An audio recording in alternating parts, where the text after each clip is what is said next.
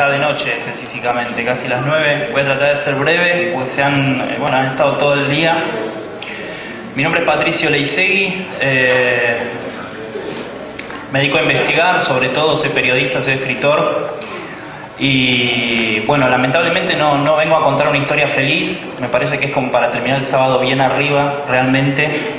Pero tiene que ver un poco con una investigación que está muy vinculada, estrictamente ocurre en la provincia de Entre Ríos, más específicamente en Concordia, que me parece interesante porque en definitiva lo que hace es actuar casi como una metáfora de lo que ocurre en nuestras producciones en el interior y sobre cultivos que creemos en definitiva que son los que están establecidos como naturales, o que se presentan como alternativas ante lo que es la contaminación que sabemos que está en la soja, que está en el maíz, que está directamente en los cultivos extensivos, ¿no es cierto? Pero esta historia, que va a tener algunas fotos, refiere en definitiva a una ciudad que está muy cerca de acá, que todos ustedes, si son de la provincia, obviamente conocen, o quizás hay alguien de Concordia, lo cual es bastante, allá se levantó una mano, bastante complicado. A mí me pasó, esto está integrado a este trabajo, que es un libro que se llama Fruto de la Desgracia, que es de 2014, básicamente. Y lo que me pasó es que lo tuve que ir a presentar a Concordia, y lo más doloroso de todo fue la cantidad de gente que se sorprendía por lo que contaba el libro, siendo que era una problemática que todos, en definitiva, de algún modo, habían visualizado en algún momento. Esto que pasa con el arándano, en definitiva en Concordia, se puede hacer extensivo a los cultivos de citrus que ustedes tienen acá en las provincias, o a cualquier otra frutas y demás, ¿no es cierto?, que son más típicas de acá. Yo decía que esta historia parte, no lo decía, pero parte casi de una casualidad. Yo estaba terminando un trabajo de investigación, recién había publicado un libro que se llama Envenenados, y estaba en Buenos Aires, en mi trabajo habitual, yo trabajo en una redacción en un diario económico online. Me entero de casualidad de que había una persona que estaba saliendo en una radio, en una FM de Federación, contando que tenía cáncer, que se iba a morir, y que el principal problema era que había comido arándano envenenado. Por supuesto que cualquiera se quedaría con este dato, que en definitiva es uno de los tantos que podemos escuchar todos los días en cualquier informativo, ¿no es cierto? Pero a mí me pasó de que pude encontrar a esta persona desde Buenos Aires, haciendo un rastreo por las radios, hasta que finalmente encontré a esta persona. Se llama Edgardo Ferreira, precisamente de Federación. Yo les leo. Dice: yo comí arándano envenenado, ¿vio? Esto es lo que me decía Edgardo. Desde el año 2009, cuando entré a trabajar, comí siempre. En el 2012 fui y comí de vuelta. Había caído piedra y para no perder la fruta la empresa le echó químicos. Querían que la fruta haga cáscara otra vez. Eso es lo que me contaminó a mí. Ahora tengo todo el cuerpo tomado con linfomas. Ahí mismo en la empresa murió un muchacho de Concordia por la misma causa y hay 10 más complicados en la misma situación. Esos son de distintas partes del país. Los dolores que siento son insoportables.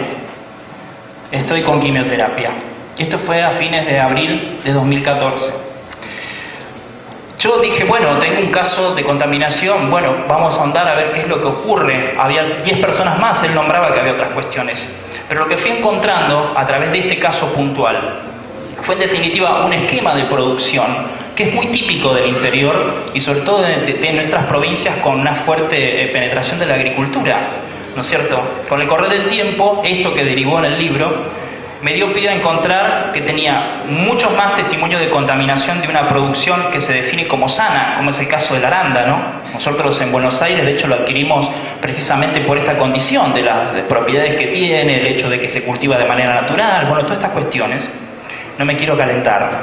El acceso a fuentes de denuncia escasas, ¿no es cierto?, pero que al mismo tiempo me fueron aportando detalles de lo que era esto, de que se hablaba de la inocuidad, ¿no es cierto?, de qué tan natural era esto que se estaba, en definitiva, cultivando ahí en Concordia. Nosotros tenemos a Concordia y a Tucumán como los principales lugares donde se está haciendo arándano en Argentina, ¿no es cierto? Y a partir de ahí se fue armando una bola de nieve, digo nieve por no reemplazarlo por otra cosa, que me fue llevando inclusive a los sindicatos funcionando en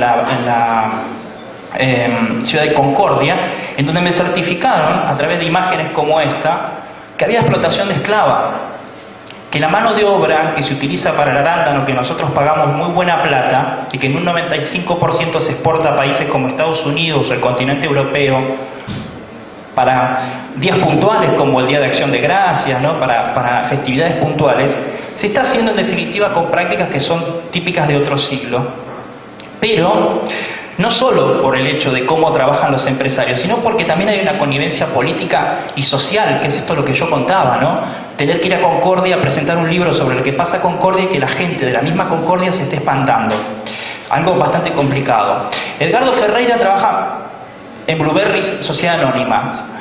Blueberries es quizás la empresa más grande que produce arándanos en la ciudad de Concordia. Hoy tiene más o menos 60 empresas que facturan alrededor de 50 millones de dólares anuales. Ustedes pueden notar que todos los años acá en la zona van a ver artículos sobre la industria del arándano y la crisis enorme y dolorosa que vive el empresario del arándano y su tremendo esfuerzo que le permite recaudar estos 50 millones de dólares anuales, ¿no es cierto?, a través de una producción de 8 millones de kilos de arándanos que van en un 95%, como les comentaba, a Estados Unidos y Europa. ¿No es cierto? ¿Qué fue lo que pasó en esta investigación, en este hablar primero con Ferreira? Fui llegando a la actividad del arándano, tratar de entender de qué se trataba esto, ¿no es cierto? ¿Por qué es tan natural? ¿Por qué de repente cualquier nutricionista hoy lo está recomendando?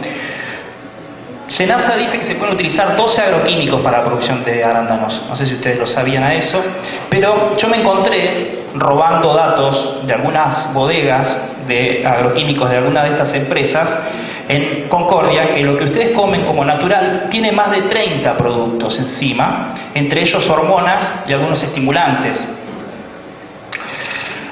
Hoy tenemos que el arándano solamente miren, esas son las condiciones en las que viven los empleados golondrina. 15.000 personas por año trabajan en Concordia bajo estas condiciones en cosechar uno de los productos. Esos son chicos. Una de las particularidades que tiene el esquema, esas son mujeres, la cosecha del arándano, es que utiliza principalmente mujeres y niños. Bueno, así se los traslada. Yo creo que las imágenes son bastante elocuentes, ¿no es cierto? Fíjense, 15.000 personas, casi todo trabajo golondrina, que viene del interior de otras provincias, de Paraguay, de Bolivia, de Brasil. Yo llegué fíjense, en conversaciones con ex empleados de estas empresas, llegué a caer en la idea de que muchos son captados, por ejemplo en el Chaco y demás, a través de organizaciones que están vinculadas con la policía local. Las mujeres y los niños son clave para el cultivo y sobre todo la cosecha del arándano, porque tienen las manos pequeñas y no rompen la fruta. Ese es el punto por el cual trabajan todos los días de la semana. La mayoría de los casos, sobre todo en los trabajadores golondrinas, se les retiran los documentos, se les descuentan los traslados y se les descuentan los alimentos. Se los arroja en esas casas, en esas barracas de semidestruidas que ustedes pueden ver en las fotos. Pero lo que es curioso es que en medio de la investigación yo llego al Ministerio de Trabajo, ¿no es cierto?, con todo este material específicamente que me fue aportado por un sindicato, el Sindicato de la Fruta. El Ministerio de Trabajo, el representante en la ciudad de Concordia me dijo que nunca en sus 8 años de desempeño tuvo una sola denuncia por irregularidades en el arándano, que jamás encontró un solo caso de trabajo infantil en el arándano y mucho menos de mano de obra esclava. Yo no sé si ustedes saben bien que esto de quitarle los documentos, traer a una persona engañada, no pagarle lo que se pauta, además se trata de personas. Eso es lo que ocurre en Concordia, para que nosotros vayamos a una verdulería y compremos este arándano, ¿no es cierto? Por supuesto, después fue el problema de seguir avanzando en esto y tratar de, en definitiva, ver qué estructura también está formada desde lo mediático, porque nosotros tenemos un consumo elevado de medios y lamentablemente la visibilidad que podemos tener de estas cuestiones es precisamente a través del periodismo. Si ustedes observan, casi todos los medios de Concordia tienen, por supuesto, pauta de APAMA, que es la organización que aglutina, en definitiva, a todos los productores de Concordia. Cuando yo publiqué este libro, se reforzó muchísimo más la pauta. Por ende, este libro prácticamente no se difundió en Concordia, salvo cuando tuve que ir a poner la cara, por supuesto. Les decía, Blueberries, Sociedad Anónima, es la empresa que contrata a esta gente es la empresa que se quedó con la estancia de una marca que ustedes conocerían que se llama Pindapoy, la marca de jugos. Bueno, pertenece a un empresario que se llama Ulises Sábato, que no tiene nada que ver con Don Ernesto, ¿no es cierto?, que a veces despunta el vicio de tener una bodega o dos, en Mendoza en este caso, que una bodega que se llama Sabaquín. Yo me ocupé un poco de rastrearlo, y parece que es muy amigo, íntimo amigo de un señor que se llama Sergio Uribarri, no sé si lo ubican de algún lugar. Yo insisto, estuve indagando en las empresas, por lo menos 30 productos, incluidos algunos como el furadán, que están prohibidos en provincias como Santa Fe desde hace 4 décadas. Eso se utiliza para producir, entre otras cosas, este arándano natural, ¿no es cierto? Insecticidas como el metilasinfos, que está prohibido en Europa desde 2006. Me tocó ubicar un caso más, aparte del de Edgardo Ferreira, el señor Mario Lobato. Trabajaba en una empresa que se llama La Granja Azul, si alguno de Concordia por ahí la conoce. Él aplicaba directamente hormonas. Una se llama Etrel, por ejemplo, y otra más que se llama Dormex, que lo que hace es suplir horas de frío en la planta del arándano, porque no es típico del clima de Concordia, básicamente. ¿Saben cómo está Mario Lobato hoy? Tiene 100 lipomas en todo el cuerpo, básicamente. ¿Saben qué hacía Mario Lobato en sus ratos libres? Entraba en el campo y comía arándanos. Yo realmente seguí rastreando algunas cosas más. Insisto, quiero ser bastante breve con esto. Siempre tenemos lo mismo que hemos hablado y se ha hablado hoy durante todo el día, la presencia del glifosato. Te dirán, bueno, ¿el glifosato qué tiene que ver? Porque el arándano no es genéticamente resistente, ¿no es cierto? Pero, hablando justamente con Mario Lobato, este muchacho de los 100 lipomas, me decía, en Concordia se usa mucho glifosato y no se le aplica a la planta del arándano, pero sí al suelo, alrededor del tronco, para matar a los yuyos. Al momento del análisis, los productores tienen mucho cuidado de dónde toman las muestras. Así, no se saca fruta de la parte de abajo de la planta. Lo que se manda a analizar en los controles de inocuidad, que hacen que en definitiva se pueda exportar casi todo el arándano que ha sido fumigado, es lo que está en la parte de arriba de la planta. Fíjense qué truco. Todo lo de abajo está recibiendo en definitiva la fumigación, ¿no es cierto?, el proceso. Fíjense, se sabe que el glifosato aplicado por lo general a mediodía, cuando aumenta la temperatura, se evapora y va a la hoja de la fruta. Esto me lo explicaba el mismo Lobato. Por eso, cuando se manda la partida, siempre es de frutas de bien arriba de la planta. Es lógico que dé bien siempre la inocuidad. En análisis que se han hecho, de las hojas de abajo han aparecido todo tipo de herbicidas. Todo lo que se aplica al suelo se evapora porque es soluble en agua, en el caso sobre todo del arándano, y los rentos entonces van directo a la fruta. Este testimonio, como decía, es de Lobato, pero fíjense, estos controles de inocuidad, que es la particularidad de lo que nosotros consumimos, solamente se aplican a lo que se exporta. Lo que queda en Argentina es el descarte. O sea, el 5% que no pasó el proceso de inocuidad es lo que nosotros estamos comprando hoy en día. Para eso no hay ningún tipo de control y no hay ningún tipo de legislación, en definitiva, que lo que haga es establecer alguna cuestión con las sanciones que pueden llegar a tener las empresas. Pero esto no nos importa a nosotros, en definitiva, porque podemos no comprarlo, pero sí es interesante cómo está estructurado todo el sistema de producción, insisto, en donde pesan los peones golondrina como la variable, ¿no es cierto?, más común, y por supuesto el accionar y el silencio de la Unión Argentina de Trabajadores Rurales y Estibadores, más conocida como UATRE, ¿no es cierto?, encabezada por el Momo Venegas. Una vez en Concordia o la zona, la gente va a parar a casas en la ciudad o los pueblos en los que viven amontonados, casillas en los mismos campos, o se los hacen dormir en carpas en las plantaciones. Los que están adentro de las mismas empresas la pasan peor porque no los dejan salir de esas propiedades. Que casi todo esté tercerizado favorece a las empresas, que así no se responsabilizan de los abusos. Yo les cuento que, entre otras cuestiones, y me parecía muy particular, las empresas que contratan el personal se llaman, por ejemplo, Quique Medina. Encontré otra que se llamaba Juan Trufa. Fíjense ustedes si no es realmente una tomada de pelo cómo funciona este sistema para esta fruta en particular, ¿no es cierto? Leo algún testimonio, en este caso Luciano Álvarez, ex empleado de Blueberries, Sociedad Anónima siempre, ¿no?, de Concordia. Trabajé apenas 2 meses en las plantaciones de esa empresa, pero en tan poco tiempo vi muchas cosas que no me gustaron. Una de esas fue que encontrarme con muchos menores trabajando con el documento de otra persona. hermanos o parientes, por si caía alguna inspección. Había muchos chicos que estaban con el documento de identidad del hermano mayor. Eso vi que pasaba en la mayoría de los casos. Un día cayó una inspección de sorpresa y a todos esos chicos los mandaron a que se escondan en el monte.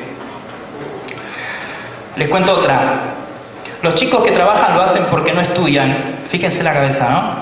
Esto es lo difícil. Y es mejor eso que anden en cosas raras. Eso sí, Blueberries no es el mejor lugar, porque ahí te hacen jornada de 16 horas, es como mucho, ¿no es cierto? Y te pagan miserias. Me tuvieron 2 años en negro para no hacerme aportes. Con permiso del juzgado de menores los chicos pueden trabajar, pero acá casi no les dan, porque parece que les gusta que anden de vagos. O sea que si no trabajas en Blueberries 16 horas, andás de vago. Esa es la mentalidad un poco de lo que me contó este ex empleado, pero al mismo tiempo refleja un poco la idiosincrasia, ¿no es cierto? Y la dificultad que tenemos, porque fíjense que yo empecé hablando de una persona que comió arándano envenenado. Fíjense toda la bola que se va armando a partir de esto. Yo uso crema Dermagloss recetada, porque por el veneno en las manos me salen granitos de agua. Eso es porque no se pueden usar guantes en la cosecha. También me llevo fruta a casa. Otro chico, para comer, obvio. Y le saco el veneno con agua. Cuando está fumigado el arándano lo ves blanco, pero yo lo enjuago hasta que queda negrito. De esas historias yo les podría contar infinidad, realmente, que tienen que ver en definitiva con lo que decía, ¿no? Esta cuestión de un modo que está tan establecido, lamentablemente, y sobre el cual todos los años vamos a encontrar denuncias, pero que quedan absolutamente en la nada. Cuando yo me comuniqué con APAMA, que es la cámara que nuclea a todos los productores de arándanos, sobre todo en esta zona del país, me dijeron que el citrus era peor, que la gente en el citrus estaba muy mal, que realmente era difícil. Y lo que es más, la secretaria, Graciela Taylor, ahí me acordé el apellido, llegó a decirme que ella producía citrus y que tiraba el doble de agroquímicos, que yo no sé por qué me estaba quejando de lo que pasaba con el arándano. Bueno, en la ida y vuelta empezamos a hablar de qué pasaba con el citrus. Yo les dejo estos consejos porque a mí me han cambiado la vida realmente. No hay que chupar una naranja. Consejo número 1 que me dio Graciela de Taylor: no rallar el limón para poner en la torta. Y el tercer dato fue: el agroquímico penetra hasta 1 milímetro dentro de la cáscara de los cítricos. Por ende, trata de que tu nene no se coma la cáscara de la mandarina. Estas son algunas de las cuestiones que reflejo en este libro y que realmente me parece que lo quería compartir con ustedes porque ustedes viven acá. Porque, insisto, si nosotros nos pusiéramos a ahondar un poco en otras producciones que tenemos de cultivos mucho más chicos, seguramente encontraríamos las mismas particularidades, porque en definitiva, más allá de los agrotóxicos, tenemos un sistema basado en prácticas que atentan directamente contra el trabajador y contra el consumidor en su totalidad. Yo estuve hablando más que nada de prácticas de trabajo esclavo, de explotación infantil, que es como una película del pasado. Si quieren le podemos agregar el tema de los agrotóxicos y tenemos una bomba completa para un cultivo premium que en definitiva disfrutan las economías extranjeras. Creo que es un símbolo muy cabal, en definitiva, de lo que representamos hoy como país productor, ¿no es cierto? Siempre periféricos, siempre aportando a partir del costo humano, que es en definitiva el que se suple en esta tierra. Voy a terminar, voy a ser muy breve. Me hicieron una biopsia, pero parece que no está bien hecha. El problema es que como me la hicieron mal, se atrasó la medicación que yo tendría que haber empezado a tomar, ¿vio? Me atendieron en el hospital Mas Bernat de Concordia. Yo tomo unas cuantas pastillas por los dolores, pero no me hacen ningún efecto. Me toca hacer una quimioterapia cada 20 días. Cada una me sale 23.000 pesos.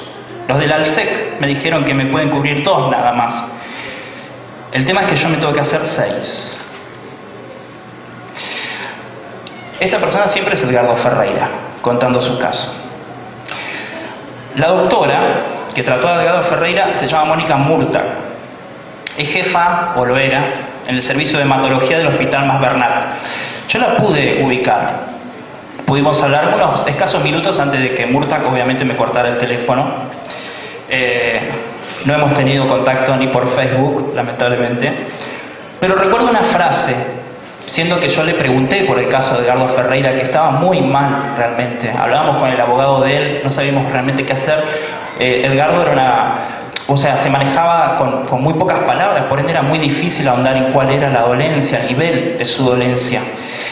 Pero al preguntarle a esta persona, por este caso en particular, Mónica Murta lo que dijo fue que no conocía el caso Ferreira, que era un paciente más. Pero me dejó una frase que me puso en evidencia, en definitiva, de que estaba muy al tanto de la cosa y que sabía más de lo que por ahí yo tenía en la mente, ¿no es cierto? Me dijo, igualmente los organofosforados no son la bomba de Hiroshima. Usar una palabra como órganos fosforados es como muy fuerte y muy técnica, ¿no es cierto? Y no propia de una persona que no tiene ni idea de lo que está pasando, de lo que se le está preguntando. A Edgardo Ferreira, oriundo de precisamente Federación, conocido en su localidad como Burrito, falleció el martes 10 de junio de 2014 en el hospital de Alicia Masbernat de Concordia y tenía 48 años. Esa es un poco nuestra realidad hoy. Y esto, como siempre, en estos casos, en lo que se ha contado hoy, sigue bajo una enorme y dolorosa estela de impunidad. Gracias.